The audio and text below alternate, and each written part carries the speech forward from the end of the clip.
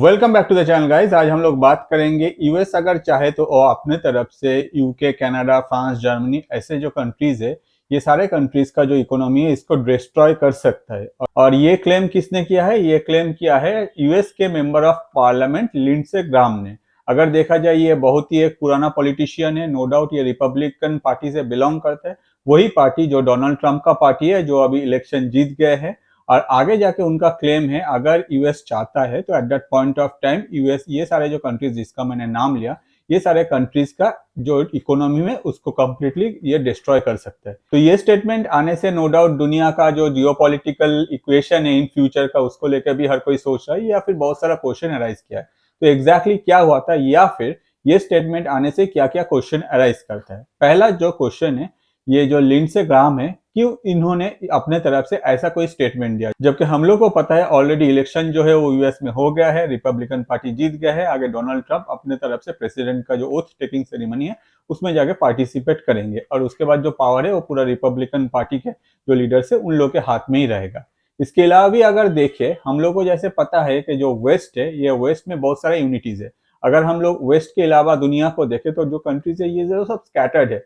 अगर देखा जाए कोई कोई कंट्री में दोस्ती है या फिर दो तीन कंट्री में दोस्ती है, मगर जो इकट्ठा होके जो खड़ा होने का जो पावर है, ये जो पावर है ये हम लोग कभी कभार देखने को मिलता है एक दो कंट्री के बीच में। ऑन द अदर साइड अगर हम लोग वेस्ट को देखें, वेस्ट हमेशा बोलते हैं कि भाई हम लोग वेस्ट है, हम लोग का ये है, हम लोग का ये संगठन है, हम लोग का बहुत सारा जो ग्रुप है वो लोग बना के रखे हैं। और हमेशा हम लोग को देखने को मिलता है कि वेस्ट में बहुत सारे यूनिटी है।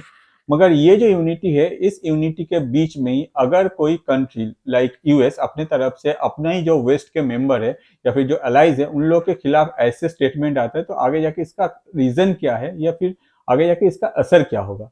या फिर जो ये यूनिटी अभी हम लोग को दिख रहा है इतना दिन से, मतलब इतना सालों से जो वेस्ट में हम लोग को यूनिटी दिख रहा है, कि इन फ्यूचर जाके क्या ये जो यूनिटी है कंटिन्यू होगा या फिर इसमें भी कुछ चेंजेस आएगा। नेक्स्ट जो क्वेश्चन है, जैसे हम लोग को पता है कि पार्टनरशिप हो या फिर अगर कहा जाए कि allies country, at that point of time mutual respect रहना चाहिए। अगर मैं आपके कंट्री को रिस्पेक्ट कर रहा हूँ तो ऑब्वियसली मैं भी आपके कंट्री से वही डिजर्व करूंगा।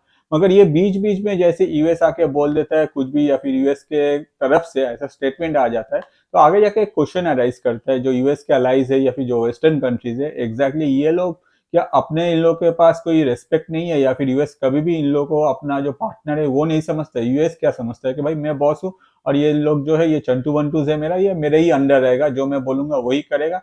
आगे जाके अगर मैं कुछ इन लोगों के खिलाफ भी स्टेटमेंट दे देता हूँ, eight that point of time कोई स्टैंड भी नहीं लेगा, कोई कुछ नहीं बोलेगा, क्योंकि सबसे बड़ा जो इकोनॉमी है वो मेरे पास है और पावर जो है ये मेरे पास है। तो आपको एग्जैक्टली इसमें क्या लगता है? अब जो नेक्स्ट क्वेश्चन है वो क्वेश्चन है कि ये जो स्टेटमेंट आया है रिपब्लिकन पार्टी के मेंबर ऑफ पार्लियामेंट के तरफ से रिगार्डिंग दिस कंट्रीज, तो आगे जाके इसका असर क्या होगा।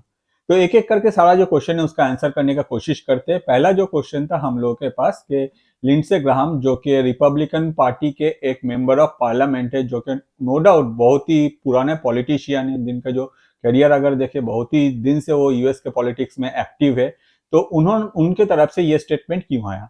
अगर आप ये चैनल में पुराने हैं तो आप शायद मेरा कल का वीडियो देखा होगा जिसमें जस्टिन ट्रूडो अपने तरफ से एक स्टेटमेंट दिया था। क्या स्टेटमेंट? स्टेटमेंट यही था कि आईसीसी मतलब इंटरनेशनल क्रिमिनल कोर्ट के तरफ से जो राय आया हुआ है जिसमें कहा जा रहा है बेंजामिन नेतन्याहू को गिरफ्तार करना चाहिए, उसको जस्टिन ट्रूडो ने अपनी तरफ से सपोर्ट किया था। और जस्टिन ट्रूडो को कहा था कि भाई कनाडा जो है ये एक लॉ अबाइडिंग स्टेट है, आगे जाके जो भी आईसीसी बोलता है हम लोग तो उसका फाउंडर मेंबर है, इसके वजह से हम लोग उसको सपोर्ट करते हैं। अब ये सुनने के बाद दुनिया में हर कोई कंट्री हैरान था कि भाई कनाडा कैसे ऐसे बोल सकता है, क्योंकि यूएस में अगर जो बिडेन का जो गवर्नमेंट प्रेजेंटली है ये कम्प्लीटली इसके खिलाफ है। इसके अलावा भी अगर हम लोग ट्रंप को देखें, ट्रंप भी कम्प्लीटली इसके खिलाफ है। यूएस कम्प्लीटली अपने तरफ से अपना जो टोटल सपोर्ट है ये इसराइल को कर रहा है, और ट्रंप जो है वो चाहता है कि ये जो वार है ये ऑब्वियसली जितना जल्दी हो सके इसराइल सब कुछ निपटा ले। On the other side Joe Biden जो है, जो बिडेन का भी सपोर्ट हम लोग को इसराइल की तरफ से क्लीन एंड क्लियर इतना दिनों से देखने को मिल रहा है। अचानक से ये जो बात है कनाडा के तरफ से कोई एक्सपेक्ट नहीं किया था या फिर जस्टिन ट्रूडो की तरफ से एक्सपेक्ट नहीं किया था। हो सकता है कि जस्टिन ट्रूडो को लाइमलाइट में आना था, बहुत कोशिश के बाद जब इंडिया के अगेंस्ट में कुछ भी एस्टैब्लिश नहीं कर पाया जस्टिन ट्रूडो, तो उन्होंने का सोचा होगा कि भाई आगे इलेक्शन आ रहा है, हम लोग इसको लेके स्टेटमेंट दे रहे हैं। इसराइल तो अभी हाईलाइटेड कंट्री है ऑल ओवर वर्ल्ड में जियोपॉलिटिक्स में, तो इसके लेके या फिर नेतन्याहू को लेकर अगर मैं कुछ स्टेटमेंट देता हूँ तो आगे जाके हो सकता है कि मुझे वोट में कुछ सपोर्ट मिल जाए या फिर कुछ हेल्प मिल जाए। ये सोच के दिया होगा। ऑन द अदर साइड उन्होंने कभी भी नहीं सोचा कि रिपब्लिकन पार्टी के कोई भी मेंबर ऑफ पार्लियामेंट अपने तरफ से इसका जो रिप्लाई है ऐसे देगा। तो ये जो वीडियो है जिसमें लिंडसे ग्राहम अपने तरफ से ये स्टेटमेंट दे रहा है, ये इंटरनेट में ऑब्वियसली वायरल हो गया है और हर कोई कंट्री हैरान है कि आगे जाके ऐसे कैसे हो सकता है, मतलब लिंडसे ग्राहम कैसे ऐसे कर सकता है। अगर प्रेजेंटली हम लोग देखें लिंडसे ग्राहम का ये बोलने के पीछे जो मकसद था वो था ट्रूडो को आंसर देना। ऑन द अदर साइड बाकी जो कंट्रीज है, हो सकता है कि बहुत सारे ऐसे कंट्रीज है जो लोग अपने तरफ से जो आईसीसी है, मतलब इंटरनेशनल क्रिमिनल कोर्ट, उसको सपोर्ट कर रहे हैं, मगर यूएस के डर से वो आगे लाके बोल नहीं रहा है। और ये जो न्यूज़ है ये ऑब्वियसली लिंडसे ग्राहम के पास होगा, इसीलिए उन्होंने अपने स्टेटमेंट में ये सारे कंट्रीज को ऐड कर दिया होगा और जिसके वजह से हम लोग को लिंडसे ग्राहम का ये स्टेटमेंट को सुनने को मिला। ऑब्वियसली इसमें जो मेन टारगेट किया जा रहा है या मेन जो इसको आंसर किया जा रहा है वो है जस्टिन ट्रूडो के लिए और कनाडा के लिए। अब आते हैं हमारे सेकंड क्वेश्चन पे। जैसे मैंने आपको कहा कि भाई हम लोग को वेस्ट में जो यूनिटी दिख रहा है दुनिया में, बाकी अगर कोई भी जगह में देख लीजिए उतना यूनिटी, मतलब उतना सारा कंट्री मिलकर उतना यूनिटी हम लोग को देखने को नहीं मिलता। तो ये जो यूनिटी है क्या ये टूटने वाला है? जो सिग्नल आ रहा है कि जैसे मैंने आपको कहा कि अभी कनाडा जो है वो यूएस के अगेंस्ट में चल के ये स्टेटमेंट दे गया। इसके अलावा अगर हम लोग पास्ट में देखें, जब रशिया के साथ यूक्रेन का वॉर स्टार्ट हुआ था, eight that point of time हम लोग को देखने को मिला था यूएस ने अपने तरफ से रशिया के ऊपर डिफरेंट सैंक्शंस डाल दिया था, जिसके वजह से रशिया का जो क्रूड ऑयल एक्सपोर्ट था वो बंद हो गया। मेनली जो यूरोपियन कंट्री है वो one of the biggest buyer था रशिया के at that point of time, मगर वो सारा कंट्रीज जो है वो अपने तरफ से क्रूड ऑयल खरीद नहीं पा रहा था रशिया से, जिसके वजह से उन लोगों को दूसरा कोई और ऑप्शन से अरेंज करना पड़ा। ऑन द अदर साइड जैसे हम लोग को पता है कि यूरोप में जो ठंड पड़ता है, इसके लिए उन लोग को जो एनर्जी है या फिर जो क्रूड ऑयल है या फिर जो फ्यूल है उसका ज़रूरत ऑब्वियसली होता है उस टाइम में। और ये खरीदने के वजह से बहुत सारा कंट्री जो है उस टाइम में बहुत सफ़र किया, उन लोगों का जो इकोनॉमी है वो मेनली वो सफ़र किया। Eight that point of time हम लोग को सुनने को मिल रहा था कि यूरोप के तरफ से ये जो क्रूड ऑयल है या फिर जो ऑयल यूरोप को चाहिए था उस टाइम में वो इजीली अवेलेबल नहीं हो रहा था। ऑन द अदर साइड अगर देखा जाए इंडिया ने भी अपने तरफ से बहुत सारा ऑयल रशिया से लेके उसको फिर से मतलब प्यूरिफाई करके उसको आगे जाके वेस्टर्न कंट्रीज को भी भेजा था, मगर वेस्टर्न कंट्रीज ये मानने को राजी नहीं था कि भाई ये जो ऑयल है ये रशिया का ही ऑयल है जो घूम फिर के आया हुआ है। तो जो भी हो, अगर देखा जाए उस टाइम में भी हम लोग को ये देखने को मिला था कि यूएस का जो डिसीजन है उसको वेस्टर्न जो कंट्रीज है, बहुत सारा वेस्टर्न कंट्रीज इसको सपोर्ट नहीं कर रहा है। प्रेजेंटली हम लोग को देखने को मिला कनाडा के जो ट्रूडो है वो अपने तरफ से इसके अगेंस्ट में स्टैंड लिया। इसके अलावा भी अगर हम लोग एक और चीज देखते हैं, अगर हम लोग यूक्रेन वार को देख लेते हैं, eight that point of time Joe Biden अपने तरफ से सारे वेस्टर्न कंट्रीज को बोल के रखा है कि भाई तुम लोग कुछ भी मत करो, सब अपना जो बजट है सब कट करो और वही पैसा जो है वो आप यूक्रेन में दो क्योंकि यूक्रेन को लड़ना है। ये वार जो है ये एटलीस्ट 2025 के मिड तक चलना चाहिए, यूक्रेन इतना लड़ना चाहिए, हम लोग जितना हो सके यूक्रेन को सपोर्ट करेंगे। बहुत सारे कंट्रीज है जो इसको लेके पहले भी अपने तरफ से बहुत सारा क्वेश्चन उठाया, जैसे कि अगर हम लोग यूके को देख ले या फिर दूसरा और भी कंट्रीज को, हर कोई कंट्री अपने इकोनॉमी से कट करके अपना कंट्री का प्रॉब्लम क्रिएट करके एग्जैक्टली इकोनॉमी में जो भी पैसा रहता है हर कोई वो कैलकुलेट करके रखता है कि भाई कहाँ क्या खर्चा करना है। सिर्फ यूएस के बोलने पर अगर वो लोग दूसरा कंट्री के वार में ये सारा पैसा फूक देता है, at that point of time no doubt country के बहुत सारा प्रॉब्लम होता है। तो अगर देखा जाए प्रेजेंटली ऑलरेडी वेस्ट में जो यूनिटी हम लोग को पास्ट में दिखता था उस यूनिटी में बहुत दिन पहले ही क्रैक हो चुका है। अब ये क्रैक जो है ये सामने नहीं आ रहा है, मेजर रीजन है यूएस का इकोनॉमी और एक दूसरा रीजन है वो है डोनाल्ड ट्रंप। सबको पता है कि डोनाल्ड ट्रंप इलेक्शन जीत गया है, आगे जाके डोनाल्ड ट्रंप कभी भी कोई वेस्ट के जो कंट्रीज है उन लोगों को नहीं बोलेगा कि भाई आपका जो पैसा है वो आप यूक्रेन वार में दो। उल्टा डोनाल्ड ट्रंप जो है वो यूक्रेन वार को खत्म करना चाहेगा। डोनाल्ड ट्रंप के साथ आज के डेट में अगर देखा जाए रशिया का जो पुतिन है उनका relation compare to Joe Biden के साथ पुतिन का था उससे बहुत ही अच्छा है। तो डोनाल्ड ट्रंप आगे हो सकता है कि रशिया के ऊपर जो सैंक्शंस था वो भी हटा दे, जिसके वजह से यूरोप को हेल्प मिले, यूरोप फिर से कम पैसा में जो ऑयल है वो खरीद पाए। ऑन द अदर साइड जो वेस्टर्न कंट्रीज है वो लोग अपने तरफ से ग्रो कर पाए, जिसमें रशिया का भी अच्छा होगा। तो यही सोच के हो सकता है कि अगर ऐसा कुछ स्टेप डोनाल्ड ट्रंप आगे जाके लेता है तो नो डाउट ये जो वेस्ट में जो क्रैक अभी हम लोग को देखने को मिल रहा है जो यूनिटी में, ये यूनिटी जो है ये टूटेगा नहीं, ये और भी आगे जाके स्ट्रेंथन होगा। On the other side Donald Trump अगर ऐसा कुछ डिसीजन लेता है जैसे कि जो बिडेन कर रहा था या फिर जोर जबरदस्ती हर कंट्री को बोले कि नहीं भाई तुमको तो पैसा देना ही पड़ेगा क्योंकि कोई एक कंट्री किसी और कंट्री के साथ जो हम लोग के एनिमी है उसके साथ वार लड़ रहा है, तो ऐसा डिसीजन लेने से हो सकता है कि आगे जाके जो ये वेस्ट में यूनिटी है ये हम लोग को देखने को ना मिले। जो तीसरा क्वेश्चन है वो है एग्जैक्टली अलाइज या फिर जो पार्टनर कंट्रीज होते हैं उन लोग के बीच में रिस्पेक्ट।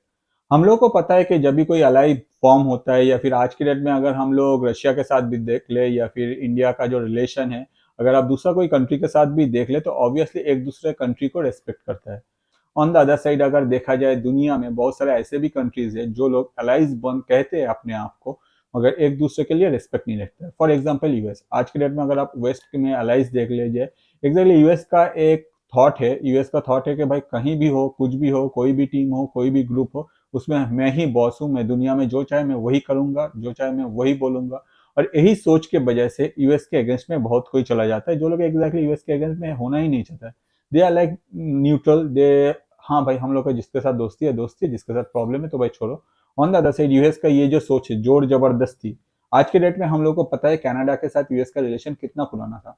नो डाउट ट्रूडो जो किया है उसको मैं सपोर्ट नहीं करता हूँ। On the other side Canada या फिर यूके या फिर जर्मनी या फिर फ्रांस को लेके अगर यूएस के गवर्नमेंट के तरफ से कोई भी मेंबर ऑफ पार्लियामेंट ऐसा कोई स्टेटमेंट देता है, तो नो डाउट इसमें क्वेश्चन अराइज होता है कि भाई आगे वाला कंट्री का रेस्पेक्ट क्या है दूसरे कंट्री के सामने, यूएस के सामने दूसरा कंट्री का एग्जैक्टली इज्जत क्या है, या फिर यूएस क्या सोचता है अपने अलाई पार्टनर्स को लेके, या फिर जो भी हो। तो ये तो हम लोगों को पता ही है भाई, जिसका इकोनॉमी सबसे बड़ा है या फिर जिसका इकोनॉमी जितना बड़ा रहेगा वो दूसरे को ऊपर छड़ी घुमाएगा, और ये जो छड़ी है इसको कोई फ्रेंडशिप कह सकता है, कोई पार्टनर कह सकता है, कोई अलाइज मेंबर कह सकता है, कोई कुछ भी कह सकता है। एग्जैक्टली ये जो है ये वर्ड प्ले है, इसके अलावा और कुछ भी नहीं। आगे जिसके अंदर में जो सोच है वो तो हमेशा ही कुछ ना कुछ तरह से बाहर आ ही जाता है। अब आते हैं नेक्स्ट क्वेश्चन पे कि ये जो स्टेटमेंट था इससे आगे जाके किसके ऊपर क्या असर आएगा। सबसे पहले जो असर आएगा वो है बेंजामिन नेतन्याहू पे। बेंजामिन नेतन्याहू को ये बात क्लीन एंड क्लियर पता चल गया कि भाई हम लोग को यूएस जो है वो खुली छूट दे के रखा है, आगे हम लोग कुछ भी डिसीजन ले सकते हैं। जो बिडेन तो छोड़ो भाई, जो बिडेन और बस महीने 2 महीने तक उसके पास पावर आएगा, उसके बाद ट्रंप के पास पावर आ जाएगा, और तब हम लोग जो चाहे वही कर सकते हैं, क्योंकि रिपब्लिकन पार्टी का जो सपोर्ट है वो मुझे अभी भी मिल गया। ग्लोबली हम लोग को देखने को मिल रहा है कि भाई रिपब्लिकन पार्टी किस लेवल पे आगे जाके इसराइल को सपोर्ट कर रहा है।